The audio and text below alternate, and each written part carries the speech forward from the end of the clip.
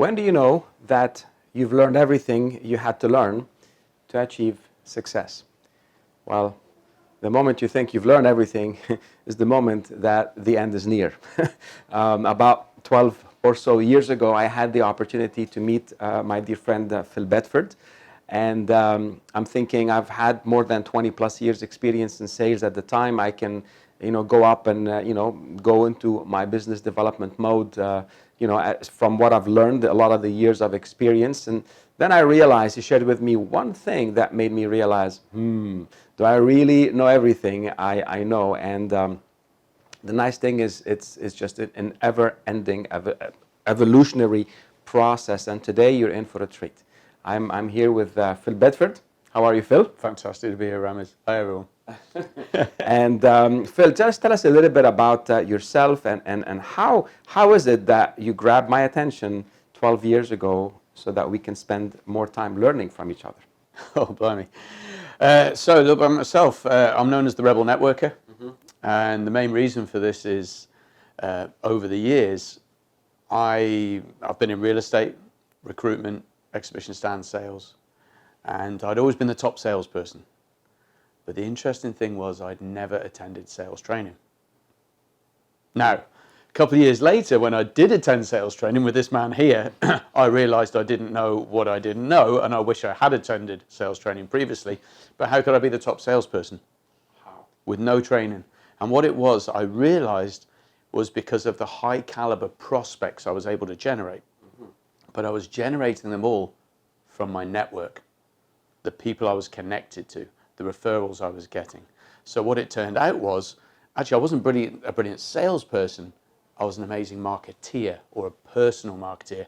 And what I think that did is it enabled us both to suddenly realize, hold on, there's a whole area of expertise here that if we can marry the two together, we got something super powerful. No, absolutely. And it's very, very spot on in terms of when we really start analyzing how we get business and why we get the business. And here you're talking on something that for some of our audiences, they might think, one second, what is the difference between a network, between a referral, between a lead?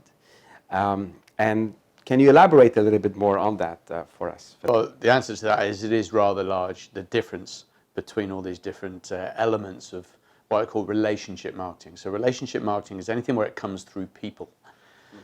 So, I mean, there are going to be ways that we can show people they can learn all the intricacies of this later. But at the end of the day, as a human being, you can generate your own opportunities through yourself, through a conversation. Or people can refer and connect you through their networks, but this all comes through people. And I think what we're going to try and do here is just keep it really simple. Probably one of the best ways to explain, I think the difference really, where people get confused is they don't really understand the difference between sales and marketing. And I think you have a perfect example from our history that explains that. Right. I think, thank you for asking that. And so let me just share the story. About, I don't know, maybe 6-7 years ago, there was a good friend, someone that introduced me to this gentleman. His name is Khalid Ghurab. Khalid is a really good friend. Khalid came to me and he wanted to get some advice on how do you, at least his own diagnosis was, I need sales training. I need sales training. So when I started talking with Khalid, he's a successful entrepreneur, business owner. At the time, he's in coaching. I started asking him questions. Okay, is it how many clients you speak with? What's your conversion ratio? What is the challenges? And it dawned to me that he's not talking with people. he has these ideas, and his issue was not conversions. It was not sales related. It was more he doesn't have people to speak with about his opportunities. I said, you know what, I can definitely train you how to build those skills, but what you want to do is you want to talk with Phil. Phil is the referral networking expert, which would help you build the people around you, would help you build people that would know you, like you, trust you, and be able to speak to others about you and bring in opportunities, which then you can find a way to to convert. And I, I introduced you to him, and then what happened? Well, I mean, if I carry that story on, I think the interesting thing when Khalid relayed it to me, actually, he said he gave all the credit to you, Ramez, because part of consultation as a sales professional is, do you need my services? And if you don't, well, who can help you, which enhances your personal brand, right? And he actually came back to me and he said, Ramez was so funny. He says, because he did the consultation and he actually said to me, Khalid, you don't have a sales problem. And Khalid's like, yeah, but I haven't got enough clients. He's going, you don't have a sales problem. When you're in front of the prospects, you close them because you're so good at that. He's like, oh, he says, you don't have a sales problem. You have no one to sell to. You have a marketing problem. And that's why I always recommend you guys. I say to my clients, are you in front of enough people and you don't have the ability to close them? In that case, you need sales training, Ramez. If you're not in front of enough of the right people, you have a marketing problem. And of course, a lot of people don't understand marketing. And the thing is with marketing is there's only two types of marketing. You can pay or you can get it for free. And everybody knows the paid one. The free one is what we're here to talk about today. Networking, relationships, word of mouth, referrals, direct prospecting, social media from a free perspective. Phil, I remember this so one of the things that Phil spoke to me about that nudged me is like, how much time do you follow, how much time it will take for you to convert an opportunity. And in typical business development, sometimes by the time you identify an opportunity, you find the key stakeholders, you're able to present your solutions, negotiate. This can take a significant amount of time. And of course, in that process, it's about building trust, building relationships. They are evaluating other opportunities. So the chances of things actually working out, you have to make sure that you cover all your bases, and that takes a lot of work. And in some occasions, it's not a walk in the park. You don't walk into a client today and walk out tomorrow with a six-figure opportunity, right? So basically, Phil asked me, he said, Ramez, imagine if you had these people, so it's like sometimes just to get in front of a prospect, it takes a lot of effort and time. And everyone has a phone. And if you build enough rapport and trust with someone, would they be able to pick up that phone and make an introduction, get you in front of an opportunity by saving you a gazillion amount of time, effort, energy, and where you're standing on the shoulders of that relationship, standing on the shoulders of a giant, and automatically it's almost instant connection. I think, people that listen to this now, right off the back, what Ramez is saying really, can you think of one person who's connected you to a prospect and it's literally just been introduction, boom, business? Absolutely. Now, what if the majority of your clients were coming that way?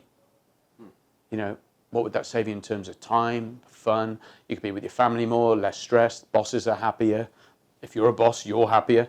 But the thing is, people don't have enough of that. And I like to think of it in terms of, imagine your favorite rock stars coming into town. Whoever's that, Mariah Carey or whoever. And they're up on stage, and you got the whole crowd down there all trying to get up and say, Mariah, Mariah, notice me, notice me. But everyone's down there fighting. Well, that's what everyone's like looking for business, trying to get into companies. You're fighting with other people's sales teams. Everyone's got the same skills. They're all going for training. They're all spending money, and you're fighting, going, Mariah, Mariah. The really smart person is the one who knows the manager or the doorman, and they can just arrange an introduction. But most people don't have those contacts. So what we need to do is actually build a plan to have those contacts. And this is the thing. Most people can't be bothered, or they don't know how. But the people that can be, life's easier. That was a really great analogy, Phil. And one thing that comes to mind, sometimes people that you meet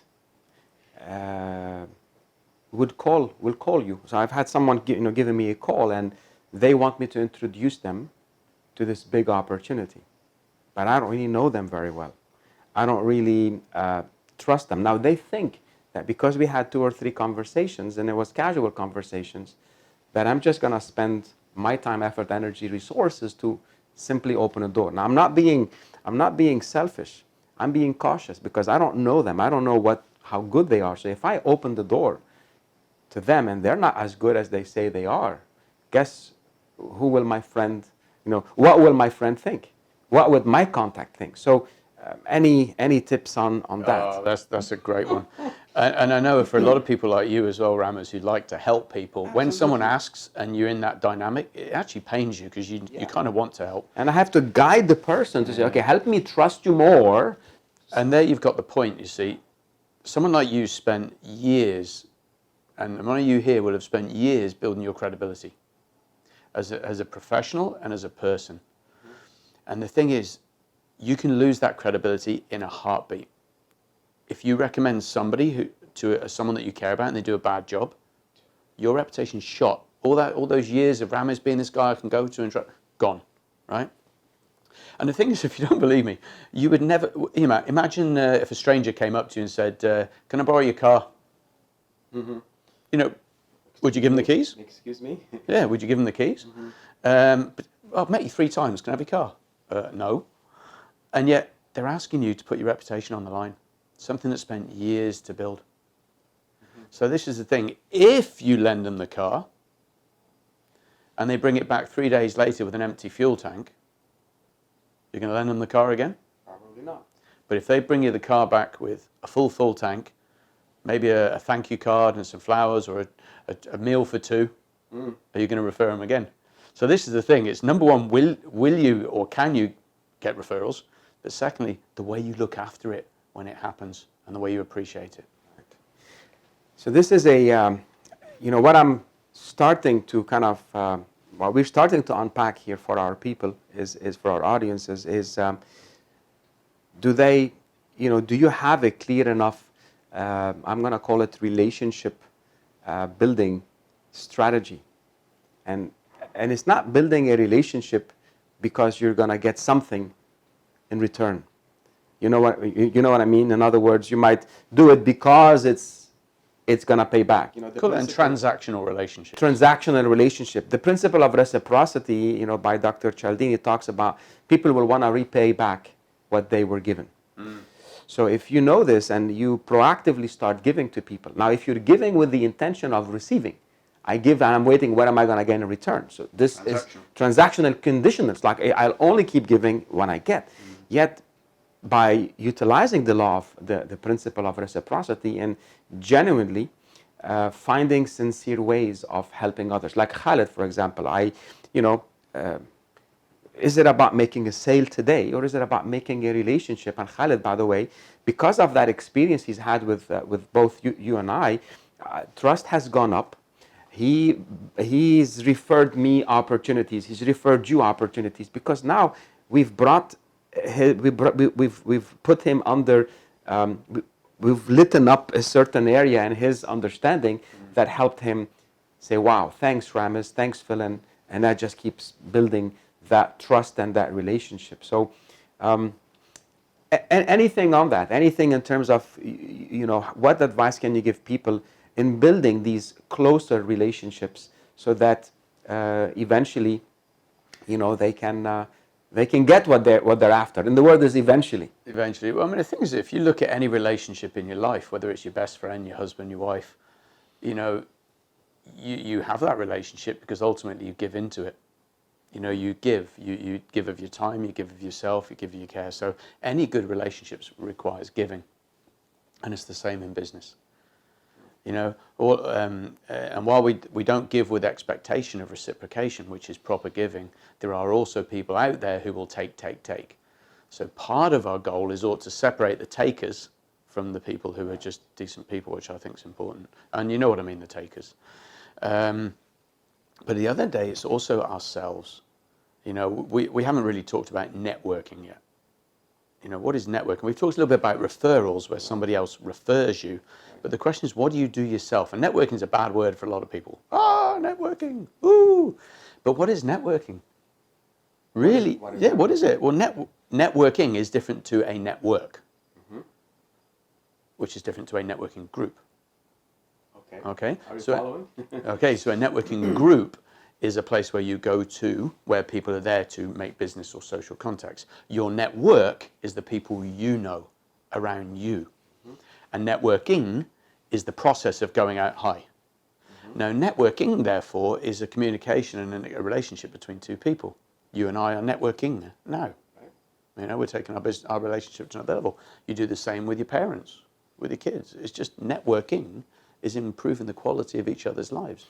So networking, in a way, is when two people come in contact with each other, and having that, the fruit of that contact is that relationship, and it either brings people closer together or it takes them apart from Closer each other. or further apart, exactly. And the further apart is when people turn up inappropriately or irritably, where they sell at you, for example, or try and take from you. Well, then you're like, hold on, this person's trying to take from me. And you know, a very prehistoric part or a biological part of our whole existence kicks in when people are trying to take or make us uncomfortable, and we start kicking into fight, flight, freeze. You know, from you know, our makeup. So when we feel threatened, we run in the other direction.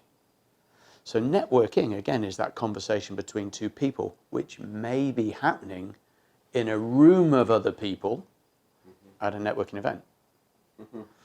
And so ultimately, you're trying to add value to that person.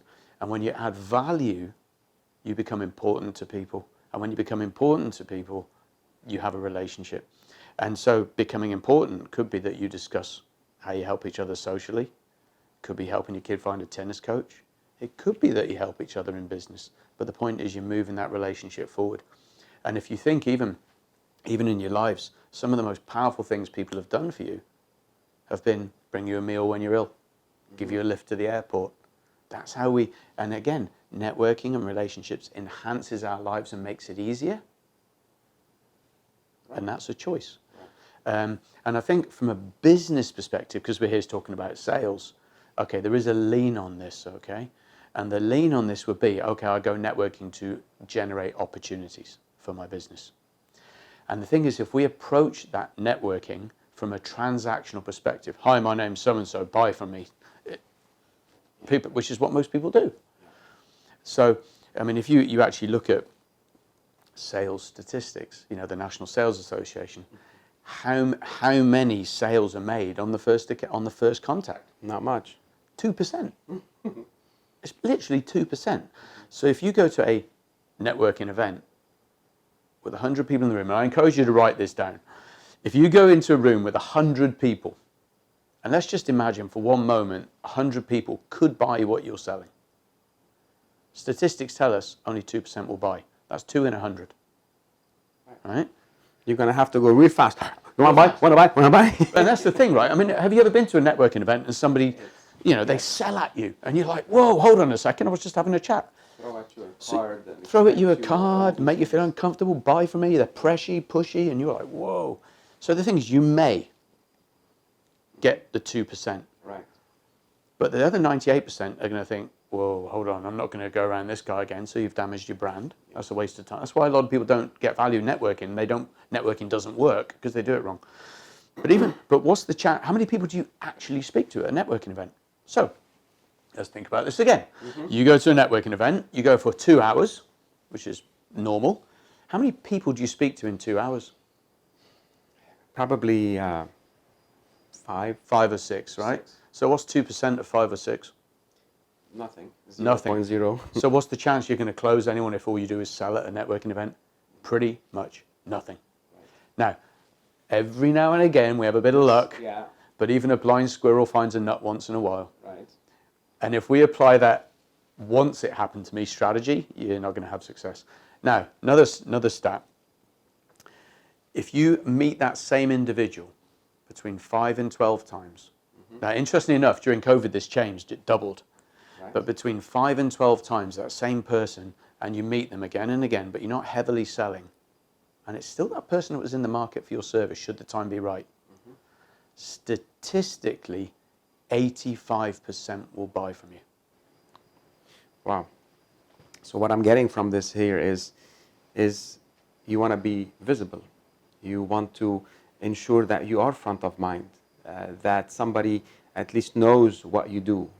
When the need arises, then you want to be that go-to person, then there'll be no two things about it. So no doubt about where am I going to get this service or this product from.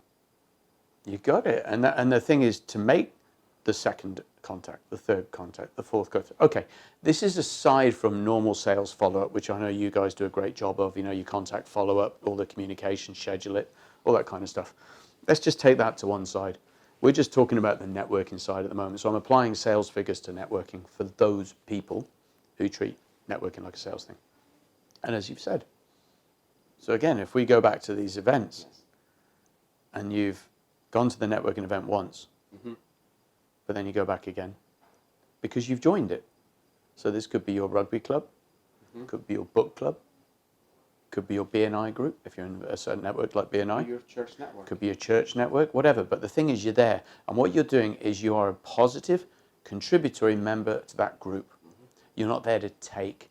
So when people are ready, they will come to you. But you just need to keep turning up. And most people don't turn up regularly because they treat networking like scorched earth. I turn up once. I sell to everyone in the room. I take the business cards. And I go. That network was useless, so I won't go back. Let me try the next one. Same strategy. So people go from one to the next to the next. You know what, this networking thing doesn't work. Well, actually, it does. You don't know how to use it. You don't know how to do it. You didn't work at it. You didn't work out how to do it. And by the way, I used to be just as bad. Right. You know, as much as I had these relationships and I was doing well, my boss, when I joined the company, said, Phil, I want you to go to this networking group and here's your business cards and make sure you give your card to everyone, get theirs, come back to the company, send them all a message and call them all. So even though I was doing well from my network, he was teaching me how to prospect like I was a cold caller. And none of them worked because he didn't know as the boss how to network. And when the boss doesn't know how to network, obviously the salespeople don't either. Phil, I'm gonna take an angle. You said something that triggered something with me maybe like a few minutes ago.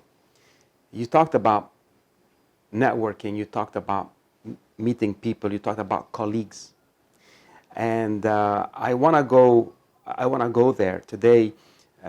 Sometimes we are surprised why maybe we get a certain treatment by our colleague, whether it's being treated in a good way or not in such a good way. I'll give you an example. When I worked in a big multinational, there was something called shared services. So the people working in HR or supply chain or many of the shared or even accounts or accounting, they're not dedicated for my business unit. So I needed to get a share of their mind. They were providing the service for me and to many other business units. And I think some people struggled. To get support from these shared services. And if I go back to my let's say point, it's how do you? I guess the same would apply. That networking, that relationship with colleagues from work, as it does apply with people that maybe you meet in a network, right, in a networking event, and you build this relationship slowly but surely. At work, it's kind of like a forced relationship. You both have to show up there, and you both have to be there because you both work for the same employer. And then how can some people get more, let's say, interaction and support from certain individuals than others? So again, I know it's going around the same topic, but I'm just trying to put things in perspective for individuals who might be employed, working inside of an organization, and they feel that people owe them stuff. You got to do this because I'm in sales, or I am the boss, or I am the this. But that doesn't really work like this all the time, does it? Do you know, I think at the end of the day, there's a number of different ways you could go on this one. But there's a couple of things that jump out at me. One is everybody in the company's in sales. Whether you're the receptionist, the driver, the GM, the CEO, the salesperson, you're all in sales. Because at the end of the day, you bump into people and you represent that business. So people move towards a sale or away from a sale with every interaction with your sales with your team. from that, so what I'm getting from that is are you leveraging the potential contacts that your team is having with their networks? 100%. There's actually a case we had with a centre who was a receptionist in a company in the United States, brought in 45% of the new clients. Receptionist. Right. Why? Because of the people she hung around with in her spare time. So she was leveraging her network and doing more than the salespeople. Wow. Okay, so what this presence is how are we utilizing the networks of our staff? And this is the thing, a lot of companies are just focused on the salespeople generating. Well, if you've got I don't know, 10 people in your sales team, but 300 employees, that's a lot of opportunities that could be missed. So how are we training and motivating our staff to recognize opportunities without detracting them from their own job, but to bring in opportunities? If you had 300 people in your company and they bring in one opportunity each a year, what could that mean?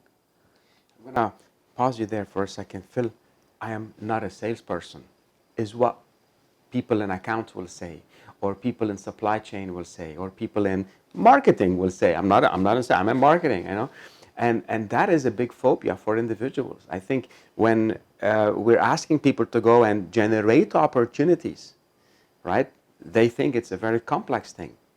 Yet what I'm hearing is it's not. It's basically being a human being, caring about another person, leveraging the existing time that the individual is spending in their network, being I would say, being who they are, being a good person, helping someone, and in an indirect way, having some structure that allows the person who we're interacting with remember certain things.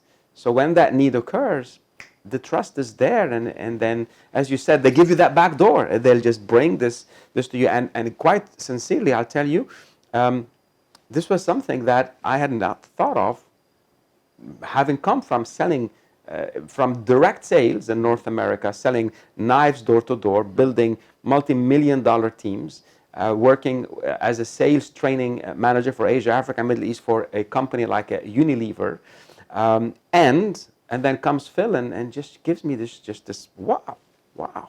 He just shares this little insight. Now, it's not about sharing the insight that matters, it's what you do with that insight. And then realizing, resisting this information or actually embracing it. And that's why today Phil is here. I realize that, anything that we can do to share these ideas and maybe peel one layer, peel another layer, and to me what comes out here is, just as you would have, let's say, a certain number of calls to do a day. A sales professional will have a target, let's say, contact 2 new opportunities, follow up on the existing opportunities. I think there's certain amount of time, a certain, let's say, activities that a sales professional can do to build these relationships. Give someone a piece of chocolate today. Bring someone a flower, say a nice thing to someone, give someone a compliment. And because those are all deposits, these are all deposits in a relationship that you have with someone. And you know what they say, when is the best time? This is the famous quote. When is the best time to build a roof? When it rains, before it rains, or after it rains? And the answer is before it rains. So are you building that roof? Are you building these relationships? And that was another one of these triggers. And it's all about being 2 steps ahead. And you can only do right things when you're taking care of people. One of the business, I love the values of the company I worked with, the knife company, Vector Marketing and Cutco, and the leaders, all of them. We always, and I got, basically that was instilled in me, always do what's best for the people. If you do what's best for the people in your business, the people will take care of the business. If you don't do what's best for the people, guess what? Well, then something not so good will happen, because then they'll go elsewhere and they won't take care of the business. So does just a whole bunch of things here. I think there's something anyone's listening to now, which adds on to this whole thing of adding value. And you can also think of networking as investing in your own future, right? I mean, working for the company, getting all the revenues, great, fantastic. Do it, brilliant. But what about you? What's your next step? Most of us don't stay with companies 50 years or 60 years. There's always a next step somewhere, right? And here's the thing. If you can build that network, it will make your life easier. Okay? As a result, you can generate clients, do all that. But if your life is easier, more efficient, more effective, you can solve problems, have answers, get leads, you become healthier, you become less stressed, you turn up better at work, your social life is better. This is for you. The benefit is work. Now, there's one extra benefit to this. Ever been through a recession? Ever had your company say marketing budgets are dropping? Ever had threats that you're going to reduce the salespeople? Or the salespeople left have to produce more with less leads because the company are running out of business? Your network is recession-proof. For what reason would we not be training and leveraging our network to bring us leads, bring us opportunities? Because people are always there. It doesn't rely on money. Remember, 2 ways to market your business, with money and for free. The free relies on people. People are always there. As long as, like you said, you build the roof before it rains. There's no point waiting until there's a recession to start building relationships. It's too late. Build them now. Because no one ever tells you when there's an emergency going to come. When anything happens like that, it hits you. Boom. You need to be ready. And so some people will make a decision at the end of this to find out how to build that network. Other people will make a decision to carry on as always.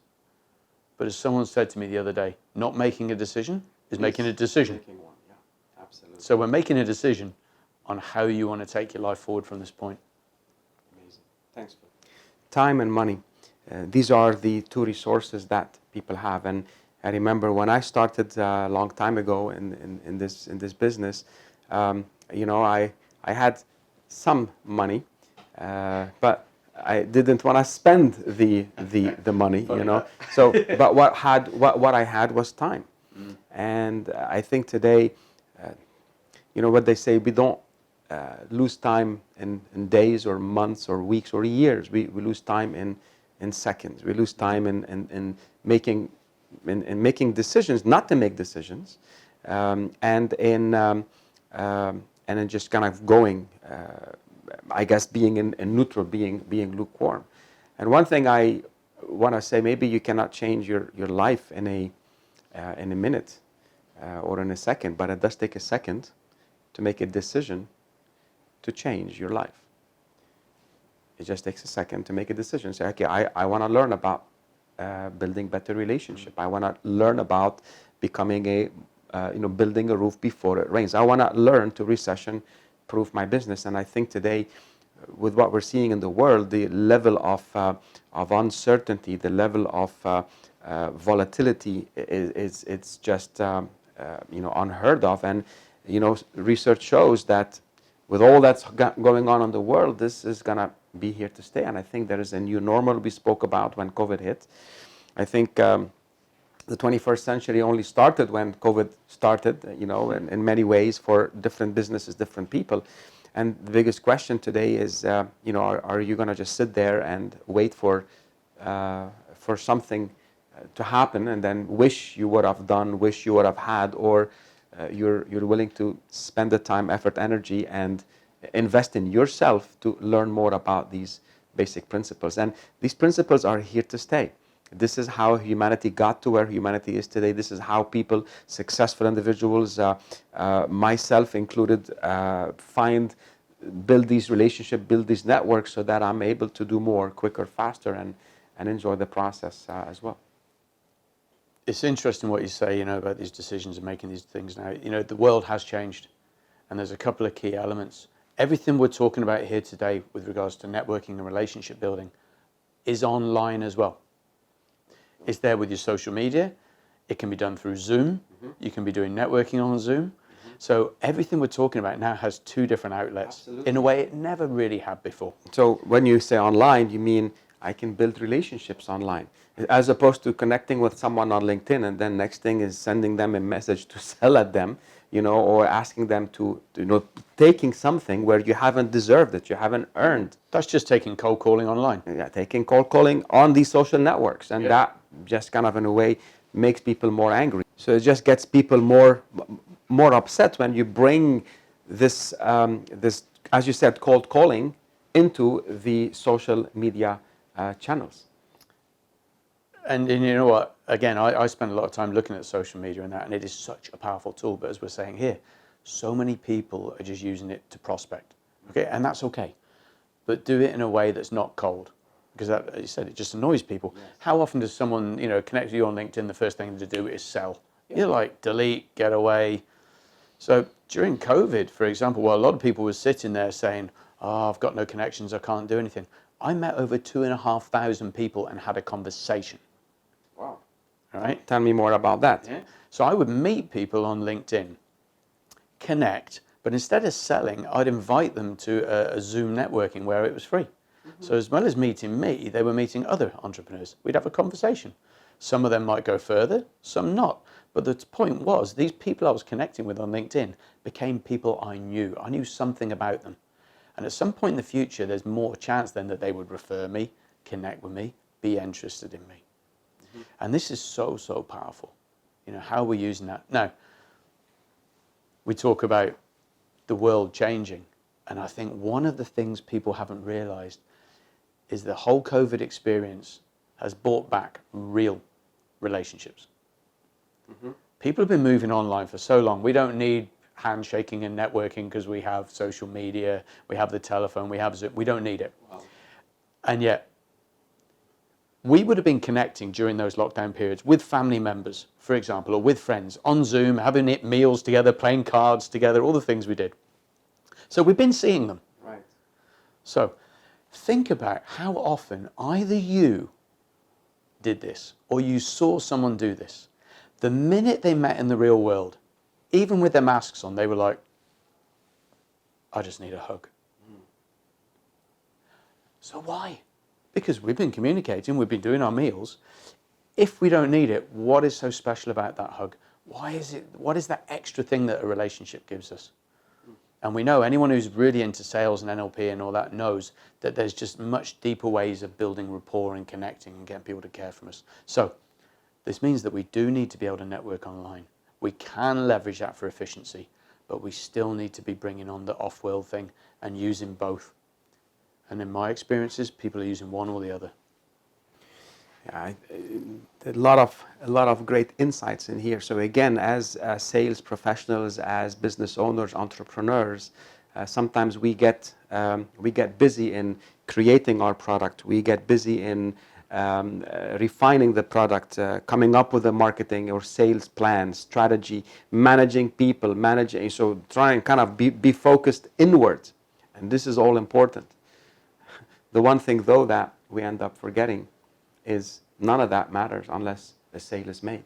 Mm. And none of that matters unless relationships are built, unless enough people know about us and have a goodwill to refer us, recommend us, get us in that back door, so that effortlessly we can drive things forward. So it's, in a way, it's a balancing act. And I can tell you, anytime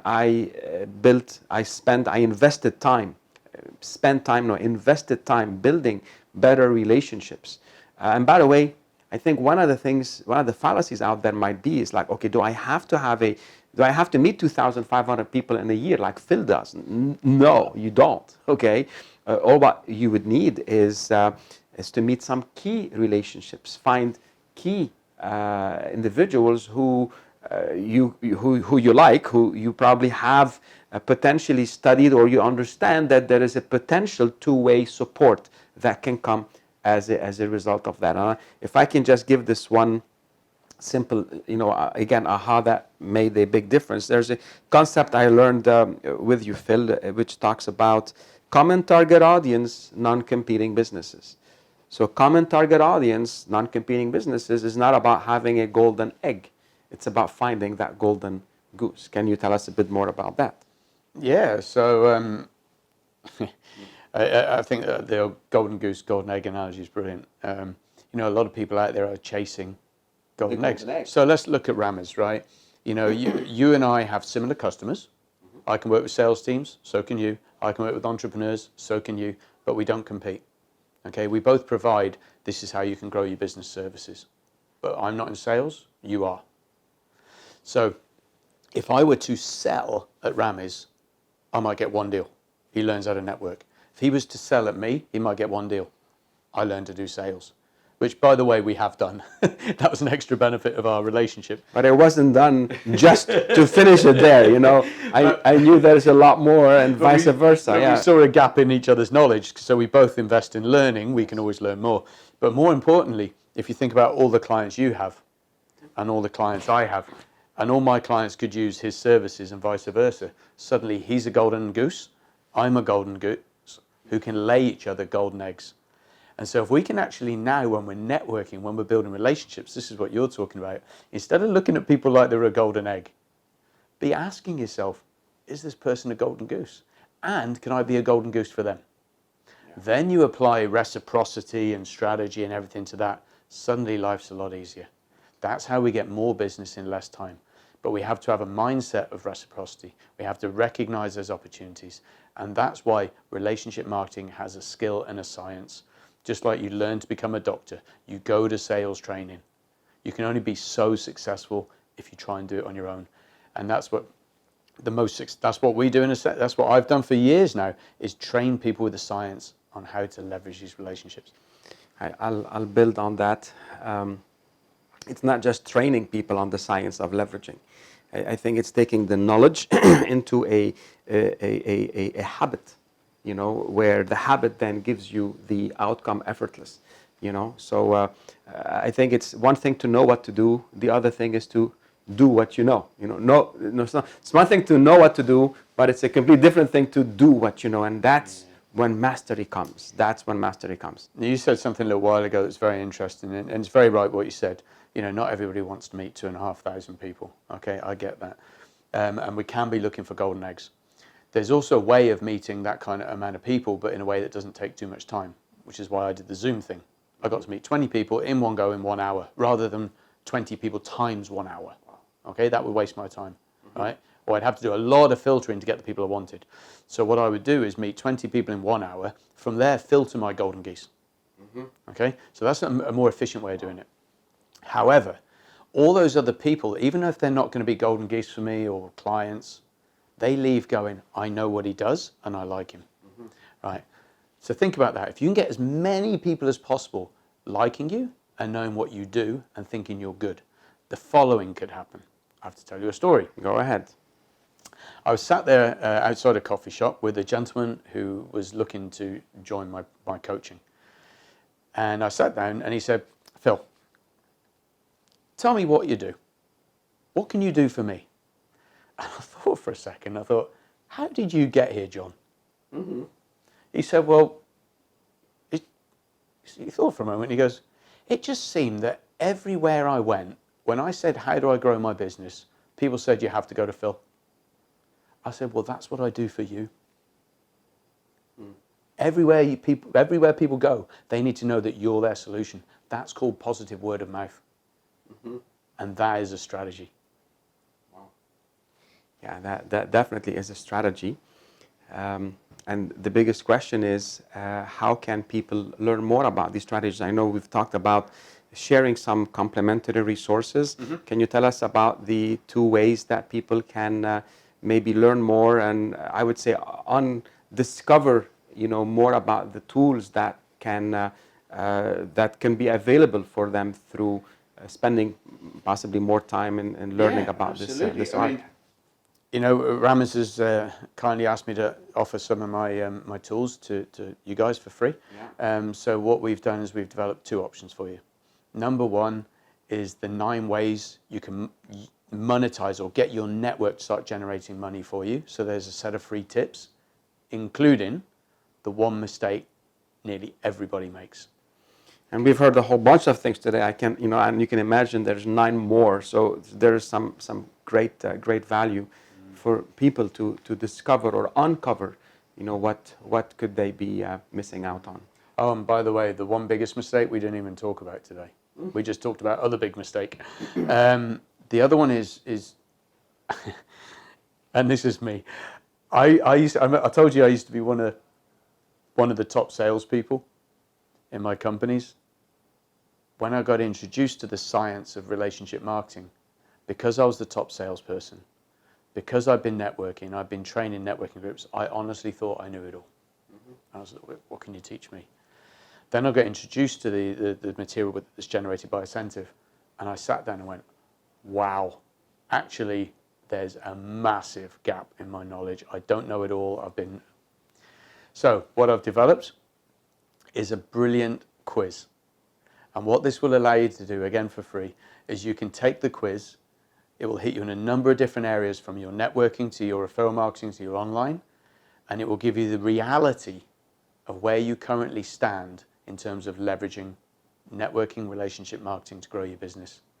And if anybody off the back of that wants to speak to me and say, okay, this was my score, I'm not happy with it, what can I do? Of course, happy to help. Amazing. Thank you so much, Phil. And this really is just another segment here with the Academy, where, again, thinking a bit about how do we add value, how do we keep bringing more valuable content. And again, today was another one of those, helping people sell more, sell faster, and profitably. Until next time.